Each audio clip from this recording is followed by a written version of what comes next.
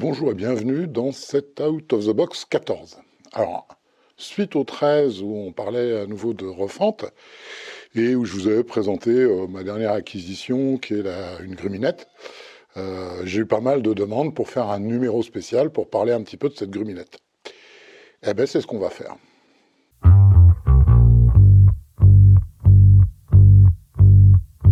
Alors, quand j'ai eu cette idée, j'ai regardé un petit peu le marché. En gros, il y a deux grands fabricants spécialistes en Amérique du Nord. Un Américain qui s'appelle Wood-Mizer et un Canadien qui s'appelle Woodland Hills. Ils sont présents en France, mais leur modèle le plus bas dans la gamme, le modèle de base, faut déjà compter 3005. Et puis c'est totalement surdimensionné par rapport à ce que je veux faire. Et c'est obligatoirement en triphasé. Et j'ai pas le triphasé, moi il me fallait du monophasé.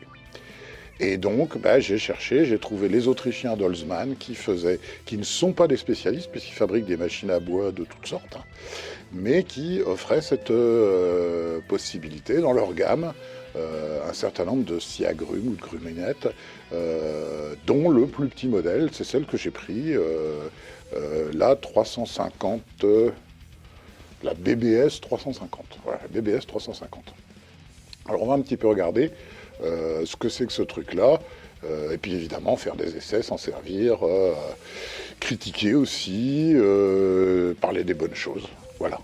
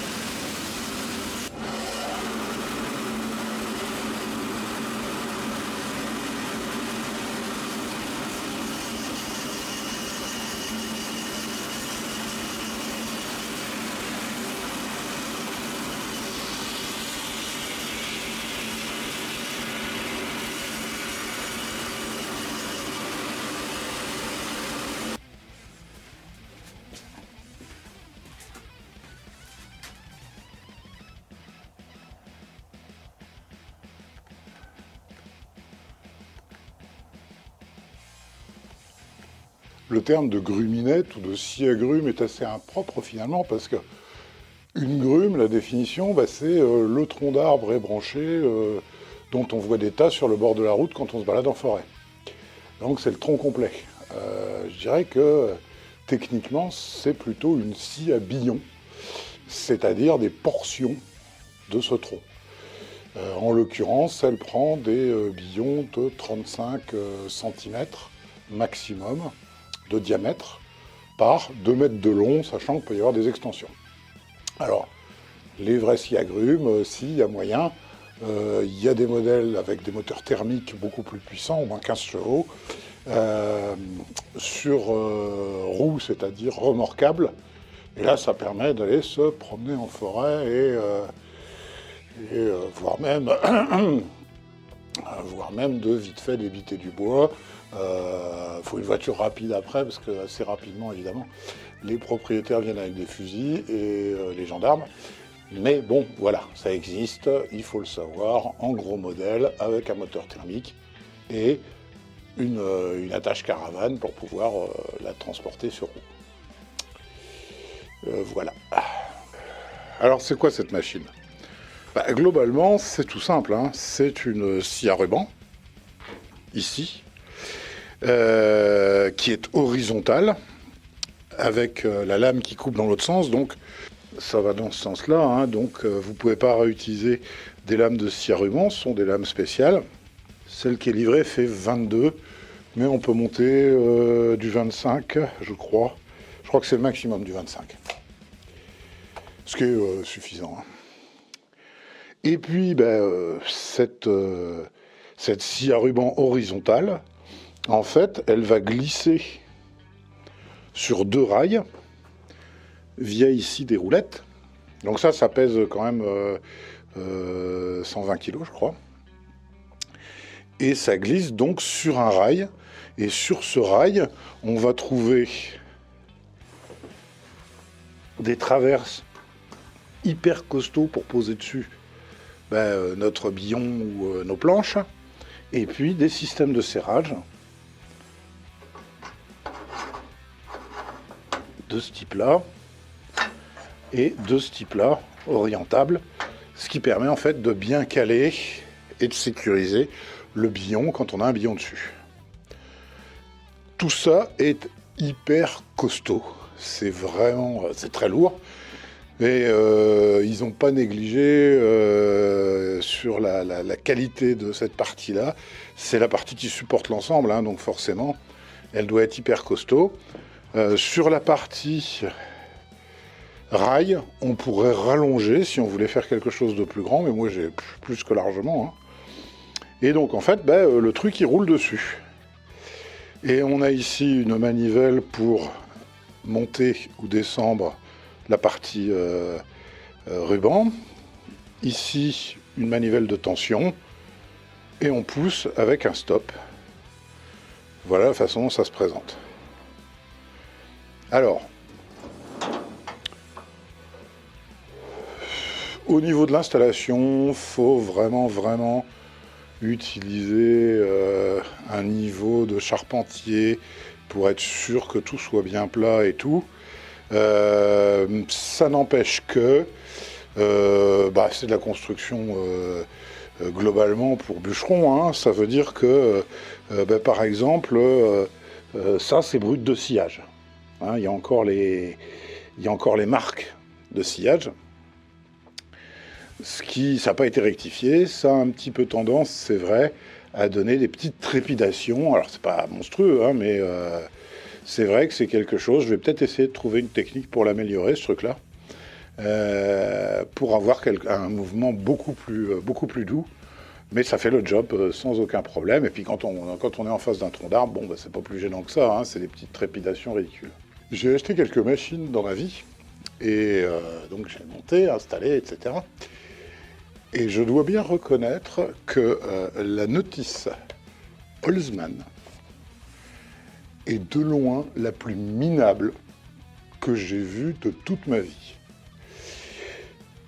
Pour monter le rail que je viens de vous présenter, où il y a quand même un certain nombre de pièces, hein, et il y a en effet un schéma de montage. Voilà, je vous montre le schéma de montage. Il est ici, et pour faire plusieurs langues et puis gagner du papier, le schéma de montage, il fait 4 cm par 4 cm. Et tout le reste est à l'avenant, c'est-à-dire que les photos d'utilisation, de réglage, on en met un maximum par page, donc ça fait 4 cm par 4 cm. Ça veut dire que si vous avez pour une loupe, et encore les photos sont un peu dégueulasses, elles sont en noir et blanc, vous traînez un petit peu quand même. Mais ça c'est vraiment un truc franchement à améliorer. Quand même une machine d'un certain prix, et pour y avoir une notice avec des grands schémas, des grandes images. Le seul truc bien, c'est évidemment qu'il y a à la fin les éclatés, qui permettent d'un peu mieux comprendre ce qui se passe. Mais de toute façon, il n'y a pas d'éclatés pour le rail, hein. Il n'y a des éclatés que pour la partie mobile. Voilà, ça c'est à améliorer, franchement c'est pas terrible. Au niveau de la scie à ruban elle-même, Holzmann ils ne se sont pas enquiquinés, hein, vu qu'ils ont toute une gamme, y compris des scies à ruban normales. Donc ils ont réutilisé des pièces détachées, c'est-à-dire les systèmes de roulement qu'on trouve sur les scies à ruban normales. c'est vraiment de la réutilisation de composants, ce qui est une très bonne idée, parce que ce sont des composants fiables, ils sont fabriqués en série, etc. Le seul truc que je reproche à ce niveau-là, c'est le fait d'avoir réutilisé ces composants habituels, fait qu'ici, en dessous, on a 2 cm. Hein, donc faut faire attention à ça, c'est en dessous de la lame, il y a 2 cm. C'est vrai qu'il y a d'autres fabricants, ce qu'ils font, c'est simplement ici, il y a un galet sur le dessus, de chaque côté, et il n'y a rien en dessous, de manière à vraiment pouvoir descendre la lame au plus bas du morceau de bois qu'on veut refendre, déligner. Évidemment, ça, c'est réglable de manière à obtenir le maximum de 35. Hein. Donc ça va jusqu'ici, avec un système de serrage. Et ce qui fait le poids de l'ensemble, c'est évidemment le moteur électrique de 2,2 chevaux. Il y a des petites choses que je vais améliorer au fur et à mesure. Je pense en particulier que je vais essayer d'installer un système à base d'une chaîne de vélo et d'une manivelle, de manière à avoir un volant à tourner pour faire avancer l'ensemble, au lieu de pousser avec le bras qu'on voit ici, qui est un truc quand même... voilà, c'est assez... voilà, pour pas être obligé de pousser avec le bras, qui est quand même un système assez rustique, où on pousse sur le côté. Je pense qu'en installant un volant, quelque part ici, ça permettrait de faire avancer tranquillement. Au niveau de la lame, il y a 2 choses à régler. Comme d'habitude, comme sur une ruban normale, il faut qu'il y ait une distance d'une feuille de papier entre les roulements et la lame elle-même. Donc ça, c'est tout à fait logique. Et l'autre petite chose à régler, c'est qu'il faut impérativement que cette lame soit vraiment parallèle. Pourquoi ? Parce que si elle est inclinée comme ça, forcément, on va avoir tendance à drifter un petit peu vers le haut.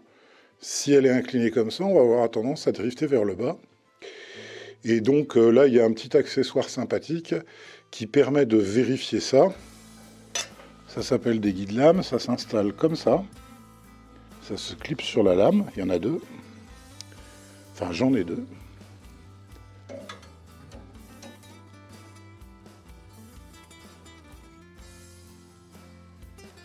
Et ça permet de regarder dans ce sens-là, pour être sûr que, du fait des réglages des roulements, on n'a pas non plus un mouvement qui irait dans un sens ou dans l'autre.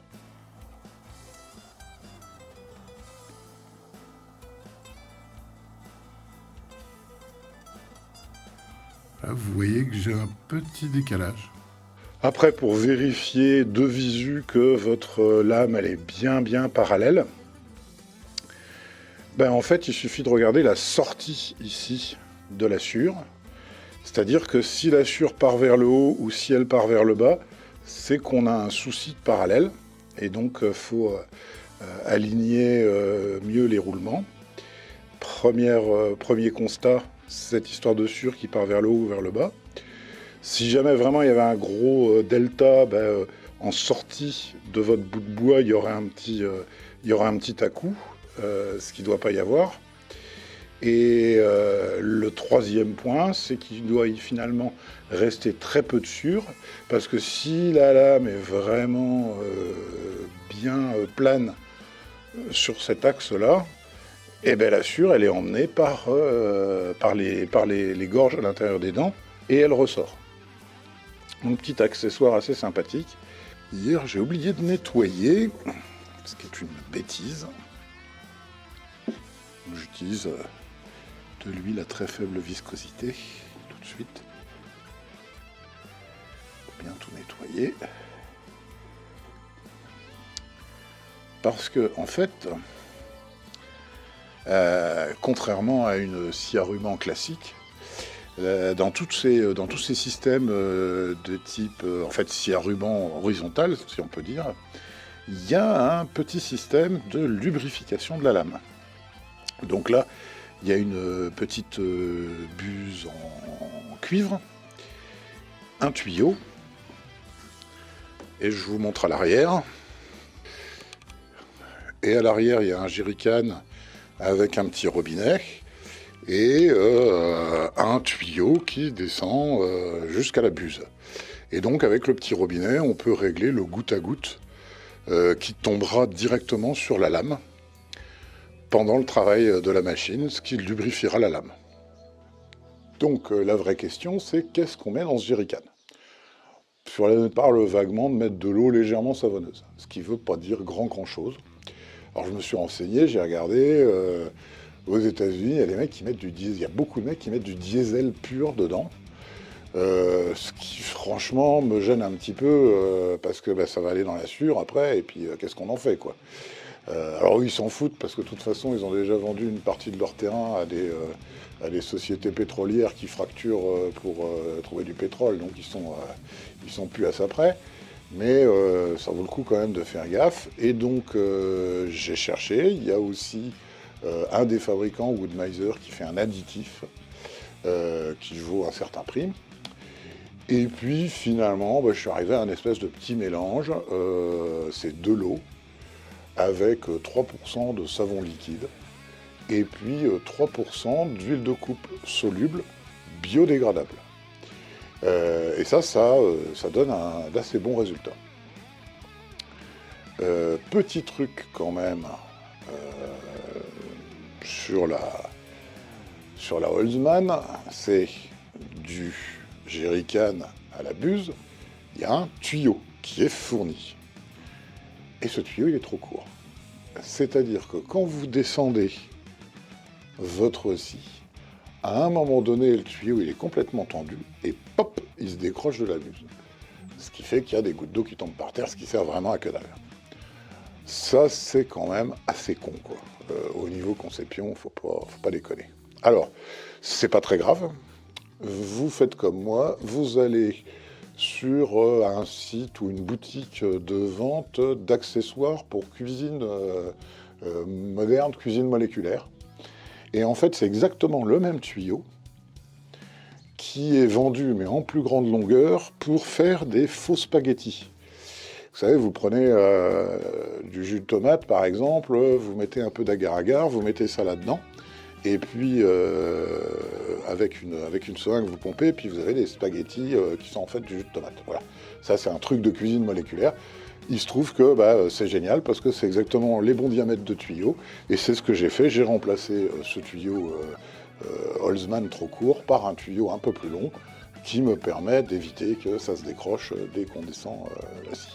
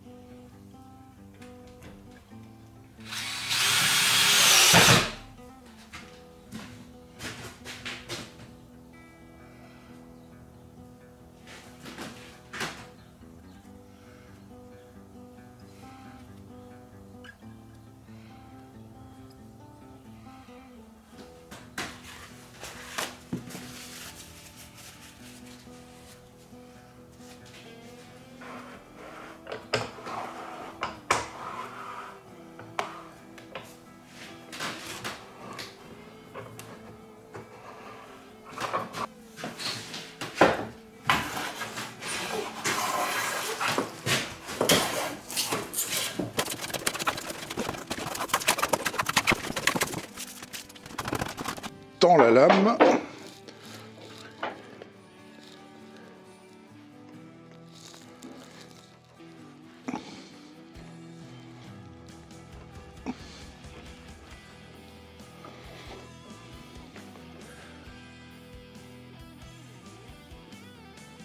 Comme pour les scies arrivants, c'est une espèce de règle où on pousse sur la lame et on ne doit pas avoir une flèche de plus de 3 mm. Ce qui reste quand même assez moyenâgeux, il faut bien reconnaître.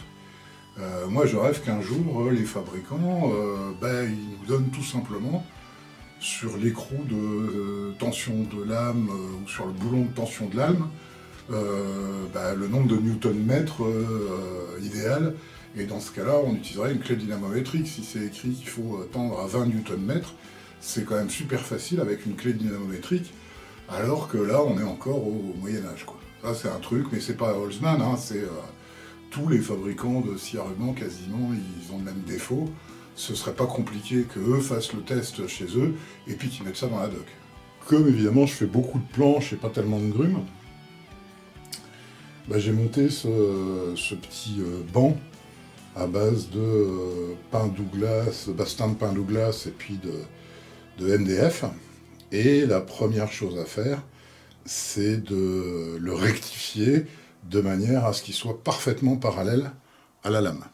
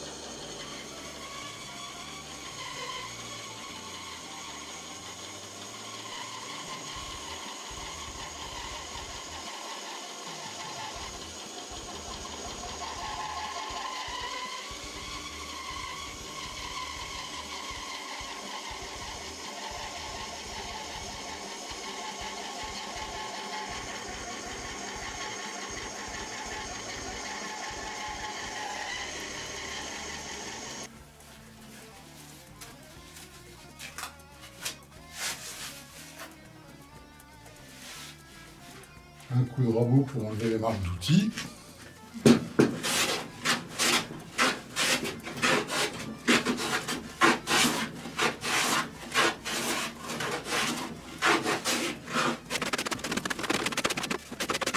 Ensuite, j'ai fabriqué un étau de charpentier en pain Douglas aussi.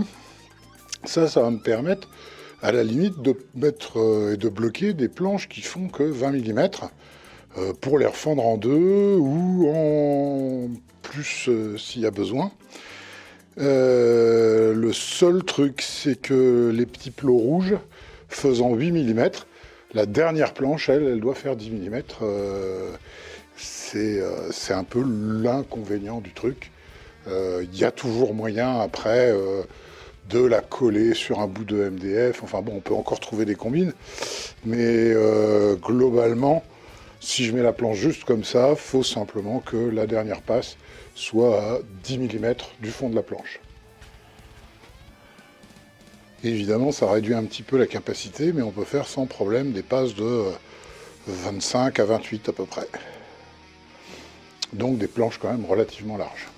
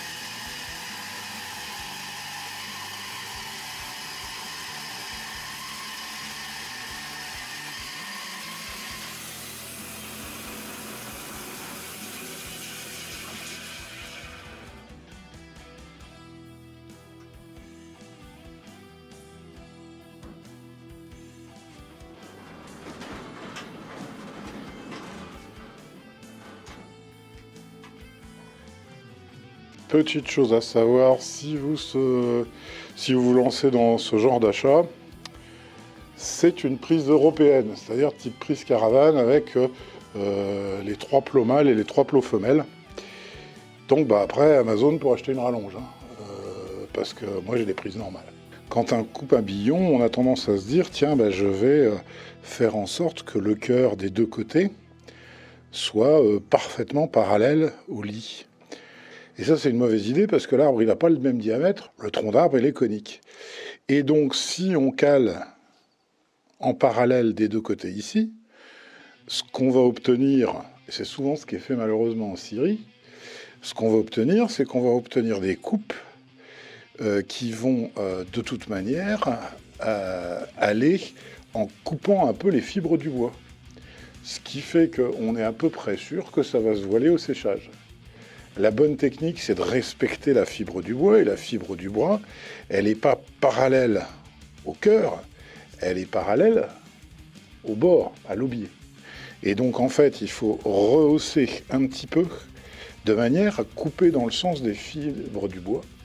Et là, on est à peu près assuré que les planches au séchage ne vont pas se voiler. Quelque part, c'est une autre bonne raison pour couper soi-même son bois avec ce genre d'outil.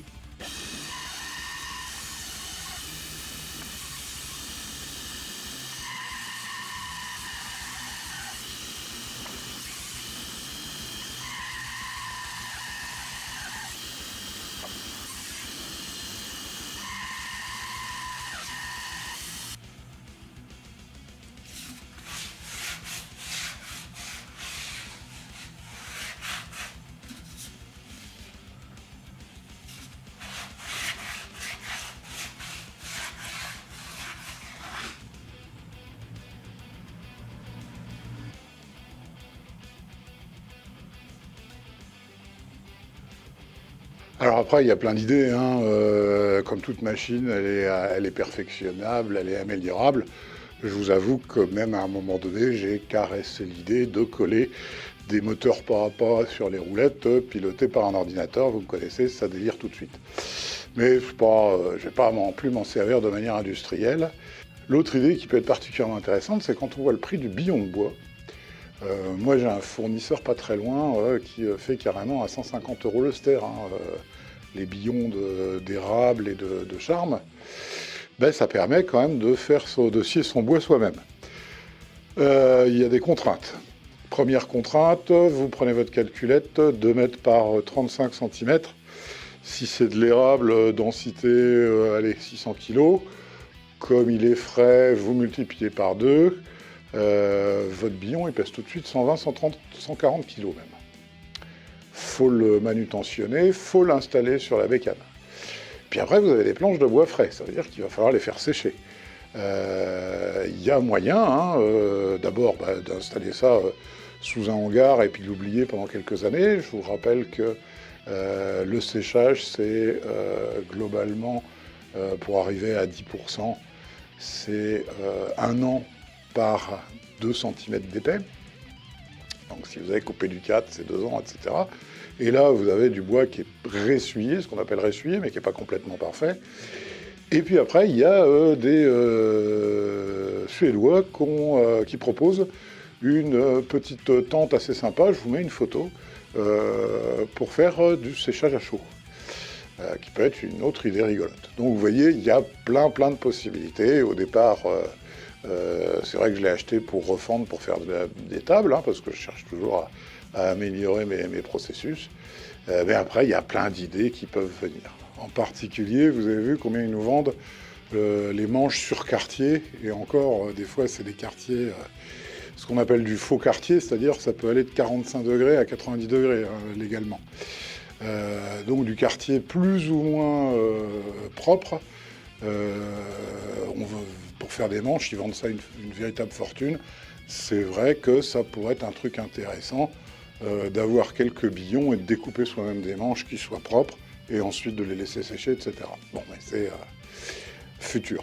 Pour l'instant, de toute façon, j'ai les plateaux à faire. Avant de passer au bûcheronnage, il y a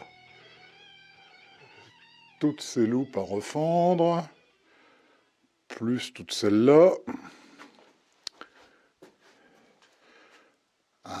tas de magnifiques bouts de bois.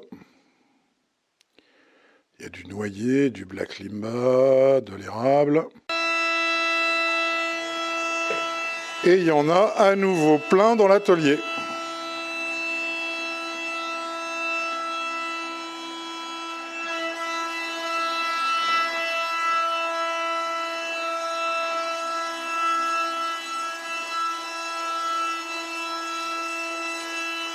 Alors, ok, cette vidéo s'éloigne un petit peu du domaine de la fabrication de guitares électriques, mais c'est lié quand même, puisque mon objectif principal, c'était de faire de refendre des tables pour mes guitares. J'espère que ça vous a intéressé, et puis bon, ça change un petit peu du sacerdoce, des hosties et tout le machin, qui est l'autre alternative le dimanche matin. La semaine prochaine, on continue sur la guitare.